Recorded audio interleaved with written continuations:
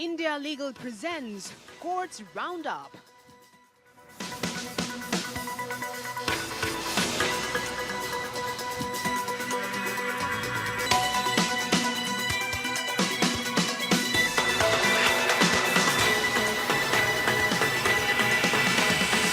Doctor ortho Ayurvedic oil and capsule, अब दर्द भी घुटने टेकेगा।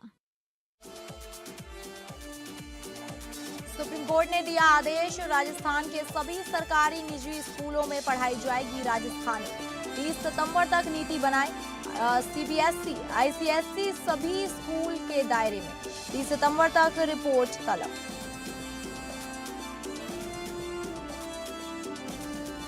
SC/ST महिला से छेड़छाड़ की शिकायत पर एफआईआर न करने पर सुप्रीम कोर्ट सख्त। एर्नाकुलम एसीपी को किया तलब।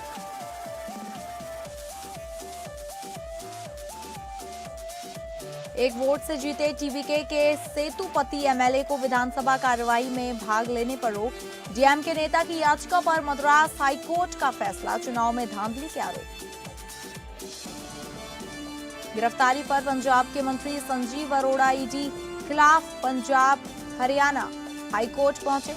कहा छापे में कुछ नहीं मिला, फिर भी गिरफ्तारी मांगी। बीजेपी सांसदों जैसी राहत।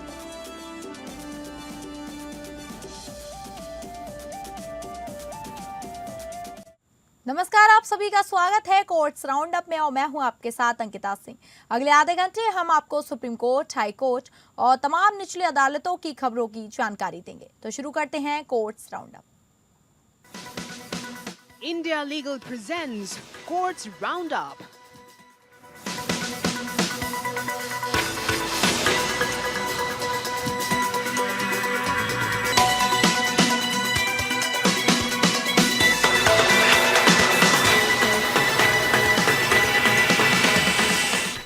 स्कूली शिक्षा में स्थानीय भाषाओं को बढ़ावा देने की दिशा में एक ऐतिहासिक कदम उठाते हुए सुप्रीम कोर्ट ने राजस्थान सरकार को राज्य के सभी सरकारी और निजी स्कूलों में राजस्थानी भाषा को एक विषय के रूप में मान्यता देने का आदेश दिया है। कोर्ट ने राज्य सरकार से इस संबंध में एक व्यापक नीति बनाकर 30 सितंबर 2026 तक अनुपालन रिपोर्ट दाखिल करने को कहा है। दरअसल सुप्रीम कोर्ट में राजस्थान शिक्षक पात्रता परीक्षा के पाठ्यक्रम से राजस्थानी भाषा को बाहर किए जाने को चुनौती देने वाली याचिका पर सुनवाई हो रही थी। याचिकाकर्ताओं ने मांग की थी कि स्कूली शिक्षा में राजस्थानी भाषा को उचित स्थान और मान्यता दी जाए। याचिका में तर्क दिया गया था कि राजस्थानी को दरकिनार करना लाखों बच्चों की मातृभाषा और सांस्कृतिक पहचान की अपेक्षा है। जस्टिस विक्रमनाथ की बेंच का अहम अवलोकन। जस्टिस विक्रमनाथ की अध्यक्षता वाली पीठ ने इस याचिका पर सुनवाई करते हुए कहा कि बच्चों की प्रारंभिक शिक्षा उनकी स्थानीय या मातृभाषा में होना उनके बौद्धिक और सांस्कृतिक विकास के लिए बेहद जरूरी है।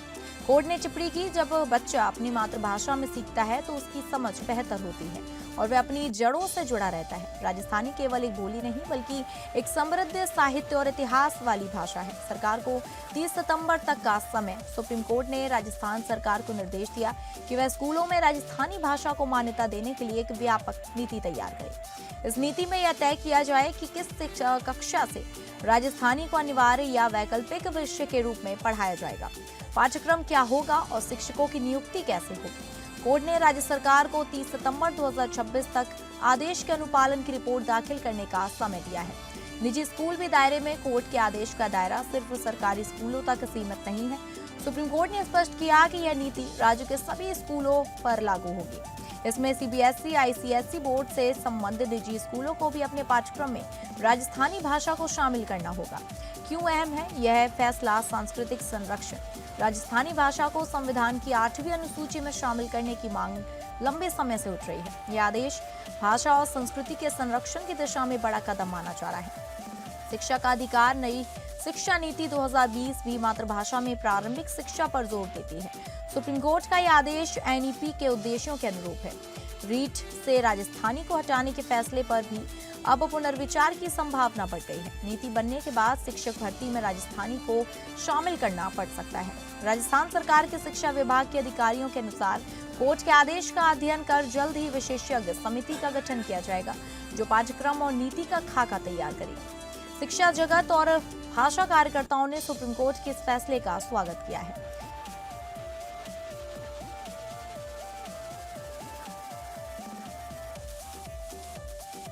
सुप्रीम कोर्ट ने एक अहम फैसले में कहा कि अगर कथित जातिगत गाली गलौज किसी निजी घर की चार दीवारी के अंदर की गई है तो वह अनुसूचित जाति और अनुसूचित जनजाति अत्याचार निवारण अधिनियम यानी SC/ST एक्ट के तहत अपराध नहीं माना जाएगा। कोर्ट ने ऐसे एक मामले में आरोपी के खिलाफ दर्ज FIR और ट्रायल कोर्ट की कार्यवाही को रद्द कर दिया। क्या था मामला? यह मामला एक FIR से जुड़ा था जिसमें आरोप था कि अपीलकर्ताओं ने शिकायतकर्ता के घर का ताला तोड़ने की कोशिश की और उसकी पत्नी के खिलाफ जातिगत अपमानजनक शब्दों का इस्तेमाल किया। शिकायतकर्ता और दो आरोपी सगे भाई थे और अनुसूचित जाति समुदाय से थे, जबकि आरोपियों की पत्नी गैर SC/ST समुदाय से थी।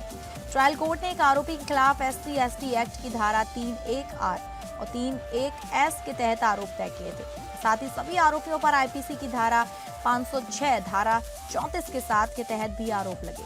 दिल्ली हाईकोर्ट ने ट्रायल कोर्ट के आदेश में दखल देने से इनकार कर दिया था, जिसके बाद मामला सुप्रीम कोर्ट पहुंचा। सुप्रीम कोर्ट ने क्या कहा? जस्टिस प्रशांत कुमार मिश्रा और जस्टिस NV अंजारिया की पीठ ने अपील स्वीकार करते हुए कहा कि SC/ST एक्ट की धारा 3(1)R और 3(1)S के तहत अपराध साबित करने के लिए जरूरी है कि जाति आधारित अपमान आम लोगों की नजर में आने वाली किसी जगह पर किया गया हो। जस्टिस अंजारिया द्वारा लिखे फैसले में कहा गया, यह ऐसी जगह होनी चाहिए जहां आम लोगों की नजर पड़ सके, भले ही वह कोई निजी जगह हो, लेकिन ऐसी स्थिति में भी आम लोगों की नजर वहां तक पहुंचनी चाहिए ताकि वे देख सके कि वहां क्या हो रहा है। तभी उस जगह को आम लोगों की नजर में आने वाली जगह माना जाएगा। कोर्ट ने FIR की बारीकी से जांच कर और पाया कि कथित घटना शिकायतकर्ता के घर के अंदर हुई थी। FIR में यह जिक्र नहीं था कि गाली गलौज और धमकाने की घटना किसी ऐसी जगह पर हुई जहां आम लोगों की नजर पड़ सकती है। कोर्ट का निष्कर्ष पीठ ने स्पष्ट किया, जब ऐसा है तो यह कहना कि घर की जगह लोगों की नजर या सार्वजनिक नजर से छिपी नहीं हुई थी, किसी भी तरह से यह रिहायशी घर को सार्वजनिक नजर में आने वाली जगह नहीं बना देता। कोर्ट ने माना कि SC/ST एक्ट के तहत अपराध का एक जरूरी तत्व घटना का सार्वजनिक दृश्य में होना इस मामले में पूरी तरह नरादर था, इसलिए अपीलकर्ताओं के खिलाफ चल रही कानूनी कार्रवाई को जारी रखना सही नहीं माना गया और FIR रद्द कर दी गई।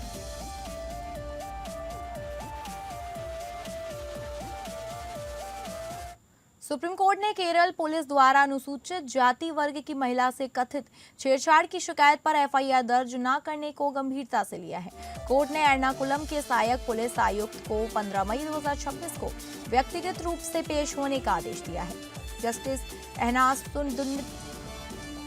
एहनासुद्दीन अमानुल्लाह और जस्टिस R महादेवन की पीठ एक आरोपी की याचिका पर सुनवाई कर रही थी। आरोपी ने केरल हाईकोर्ट द्वारा अग्रिम जमानत खारिज करने के आदेश को चुनौती दी थी। यह मामला पननगाड पुलिस स्टेशन में दर्ज मारपीट और आपराधिक अतिक्रमण से जुड़ा है। दरअसल 11 फरवरी 2026 को केरल हाईकोर्ट ने अग्रिम जमानत याचिकाओं पर सुनवाई करते हुए कुछ आरोपियों को राहत दी थी, लेकिन आरोपी नंबर 1 से 3 और 5 को राहत देने से इनकार कर दिया गया था। कोर्ट ने कहा था कि FIR में उनके खिलाफ आपराधिक अतिक्रमण और हथियार से हमले के स्पष्ट आरोप हैं।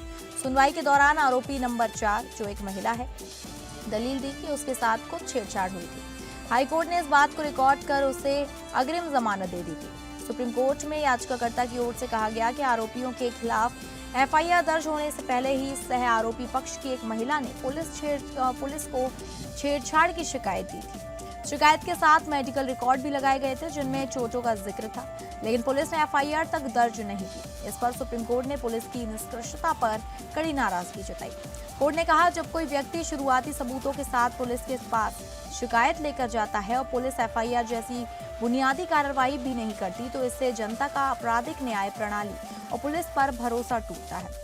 पीठ ने यह भी कहा कि राज्य सरकार के जवाबी हलफनामे में साफ नहीं किया गया कि शिकायत मिलने के बावजूद FIR दर्ज क्यों नहीं हुई। कोर्ट ने नोट किया कि यह स्वीकार तथ्य है कि शिकायत 8 जनवरी 2026 को डाक से एर्नाकुलम ACP को मिल गई थी। इन हालात में सुप्रीम कोर्ट ने एर्नाकुलम ACP को 15 मई 2026 को अदालत में हाजिर होकर यह बताने को कहा है कि शिकायत मिलने के बाद भी औपचारिक FIR क्यों दर्ज नहीं की गई।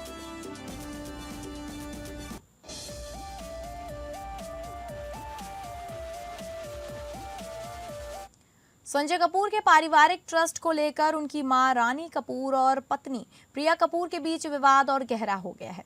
रानी कपूर ने आरोप लगाया कि प्रिया कपूर कोर्ट द्वारा आदेशित मध्यस्थता को दरकिनार करने का प्रयास कर रही हैं। रानी कपूर के वकील ने जस्टिस जेबी पारदीवाला और जस्टिस उज्जवल भुइया की सुप्रीम कोर्ट बेंच के समक्ष मामले का उल्लेख किया।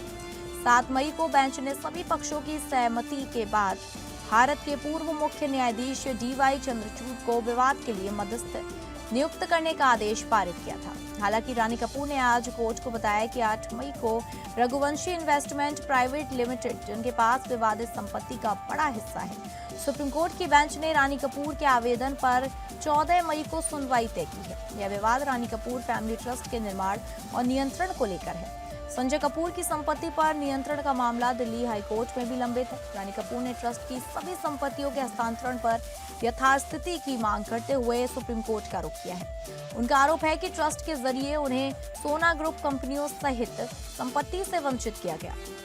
2017 में स्ट्रोक के बाद दिवंगत बेटे संजय कपूर और बहू प्रिया कपूर ने उनकी हालत का फायदा उठाकर बिना सहमति के संपत्ति ट्रस्ट में ट्रांसफर कर ली थी। रानी कपूर ने दावा किया कि उनसे प्रशासनिक काम बताकर खाली कागजों पर भी साइन कराए। पिछले साल जून में संजय कपूर की मौत के बाद विवाद बढ़ा। रानी कपूर का आरोप है कि प्रिया कपूर ने तेजी से सोना ग्रुप की प्रमुख कंपनियों पर कब्जा कर लिया। परिवार की ज्यादातर संपत्ति प्रिया और बच्चों के पास चली गई, उनके पास कुछ नहीं बचा। रानी कपूर ने कहा कि 18 मई को RIPL की बोर्ड बैठक बुलाना न्यायिक कार्यवाही को नाकाम करने के लिए शक्ति का दुरुपयोग है। अगर बैठक हुई तो कानूनी विवाद की नींव ही खत्म हो जाएगी। आवेदन में लिखा है कि प्रतिवादी RIPL की पूरी संपत्ति हड़प लेंगे या गुप्त रूप से ट्रांसफर कर देंगे। उन्होंने कोर्ट से प्रिया कपूर को ट्रस्ट के काम में दखल से रोकने, मध्यस्थता तक खुद को ट्रस्ट, RIPL और अन्य कंपनियों का एकमात्र संचालक घोषित करने और RIPL की बैठक पर रोक लगाने की मांग की है।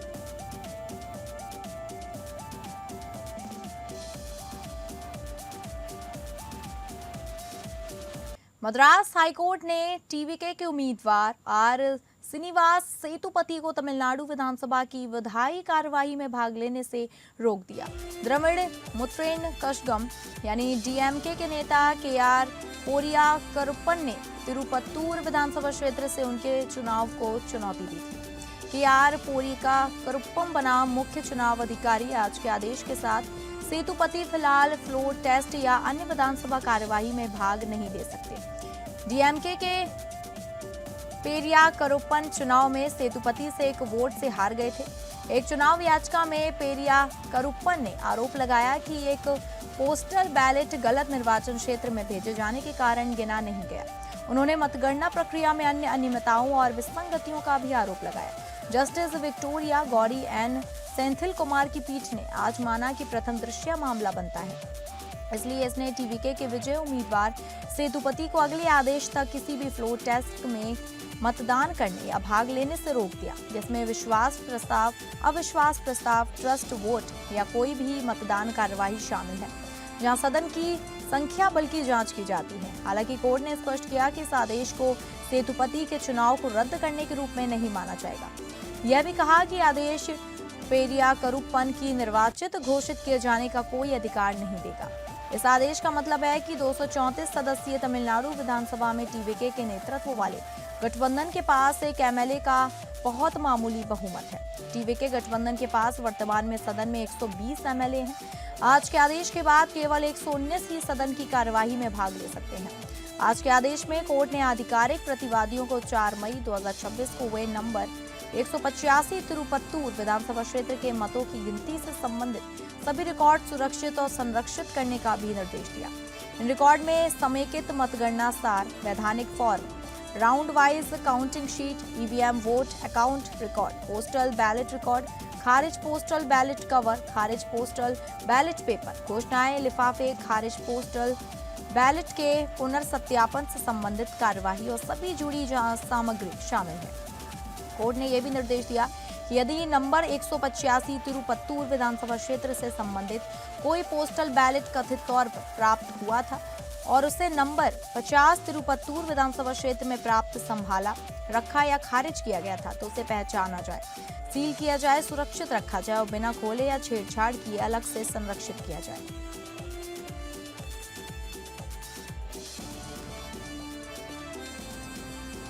पंजाब के उद्योग और वाणिज्य मंत्री संजीव अरोड़ा ने मनी लॉन्ड्रिंग रोकथाम अधिनियम के तहत ईडी द्वारा की गई अपनी गिरफ्तारी को पंजाब हरियाणा हाईकोर्ट में चुनौती दी है। उन्होंने गिरफ्तारी के आधार और विशेष पीएमएलए कोर्ट द्वारा दी गई 7 दिन की ईडी रिमांड को रद्द करने की मांग की है। मुख्य न्यायाधीश शील नागू और जस्टिस संजीव बेरी की बेंच ने दलीलें सुनने के बाद मामले की अगली सुनवाई 14 मई तक टाल दी।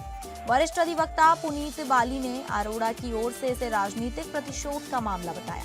उन्होंने कहा कि पंजाब में राजनीतिक बदले की लड़ाई चल रही है। बाली ने पूर्व आप सांसद संदीप पाठक और राजेंद्र गुप्ता के मामलों का हवाला दिया, जिन्हें बीजेपी में शामिल होने के बाद हाईकोर्ट से सुरक्षा और राहत मिली थी। उन्होंने अरोड़ा के लिए भी समान राहत की मांग की। बाली ने दलील दी कि अरोड़ा को 9 मई को सुबह 7 बजे गिरफ्तार किया गया, लेकिन गिरफ्तारी के आधार पर शाम 4 बजे दिए गए। उनका कहना था कि गिरफ्तारी के वक्त उनके पास कोई आधार नहीं था। यह भी तर्क दिया कि स्थानीय पुलिस ने जांच शुरू की भी नहीं थी, फिर भी ईडी ने समांतर जांच कर गिरफ्तारी कर ली, जो अरविंद केजरीवाल मामले में सुप्रीम कोर्ट के फैसले के खिलाफ है। अरोड़ा HSRL कंपनी के प्रमोटर और पूर्व अध्यक्ष हैं। याचिका के मुताबिक कंपनी ने 2023 से 24 से यूएई की फोर्ट बिल टेलीकॉम FZCO और ड्रैगन ग्लोबल FZCO को 102.50 करोड़ का मोबाइल निर्यात किया। सभी लेन देन बैंकिंग चैनल से हुए और IMEI आधारित पहचान सहित पूरे दस्तावेज मौजूद हैं। ईडी ने 17 से 19 अप्रैल को छापे मारे, लेकिन कोई आपत्तिजनक सामग्री, बेहिसाब संपत्ति या डिजिटल सबूत नहीं मिला। फिर भी बैंक खाते और संपत्तियां कुर्क कर दी गई। 5 मई को ECIR दर्ज हुई और 9 मई को गिरफ्तारी हुई। अरोड़ा ने कहा कि सभी लेन देन दस्तावेजी और हिरासत में पूछताछ की जरूरत नहीं थी। उन्होंने पीएमएलए की धारा 19 के उल्लंघन का आरोप लगाते हुए पूरी कार्रवाई को संविधान के खिलाफ बताकर रद्द करने की मांग की।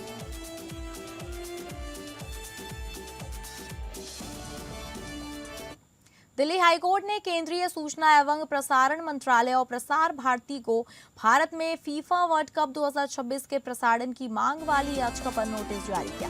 जस्टिस पुरुषेंद्र कुमार गौरव ने कहा कि इस मामले की सुनवाई अगले हफ्ते होगी। हालांकि कोर्ट ने कहा कि याचिका में मांगी गई राहत जनहित याचिका की प्रकृति की है। याचिका में सार्वजनिक प्रसार भारती के माध्यम से भारत में फीफा वर्ल्ड कप 2026 के प्रसारण को सुनिश्चित करने के निर्देश मांगे गए हैं। याचिका में विशेष रूप से उद्घाटन मैच, क्वार्टर फाइनल, सेमीफाइनल और फाइनल को फ्री टू एयर प्लेटफॉर्म पर प्रसारित करने की मांग की गई है। अंतिम राहत के रूप में याचिकाकर्ता ने कोर्ट से अधिकारियों को टूर्नामेंट के सभी 104 मैचों के अधिकार सुरक्षित करने का निर्देश देने का आग्रह किया है। फीफा वर्ल्ड कप 2026 संयुक्त रूप से संयुक्त राज्य अमेरिका, कनाडा और मैक्सिको द्वारा 11 जून से 19 जुलाई 2026 तक आयोजित किया जाएगा। बैरवा ने तर्क दिया कि भारत फीफा के सबसे बड़े व्यूअरशिप बाजारों में से एक है। याचिका के अनुसार किसी भी ब्रॉडकास्टर ने अभी तक टूर्नामेंट के लिए भारतीय मीडिया अधिकार हासिल नहीं किए हैं। सीमित बाजार रुचि के बाद फीफा ने कथित तौर पर भारत के संयुक्त 2026 और 2030 वर्ल्ड कप अधिकारों के लिए अपना मूल्यांकन 100 मिलियन अमेरिकी डॉलर से घटाकर 35 मिलियन अमेरिकी डॉलर कर दिया। जियो स्टार द्वारा लगाई गई कथित 20 मिलियन अमेरिकी डॉलर की बोली को कथित तौर पर खारिज कर दिया गया। याचिकाकर्ता ने तर्क दिया कि प्रसारण सुनिश्चित करने में विफलता भारतीय नागरिकों को सूचना प्राप्त करने और राष्ट्रीय महत्व के खेल आयोजनों तक पहुंच के उनके मौलिक अधिकार से वंचित कर दी। याचिका में 11 जून से टूर्नामेंट शुरू होने के कारण तत्कालीनता पर जोर दिया गया है।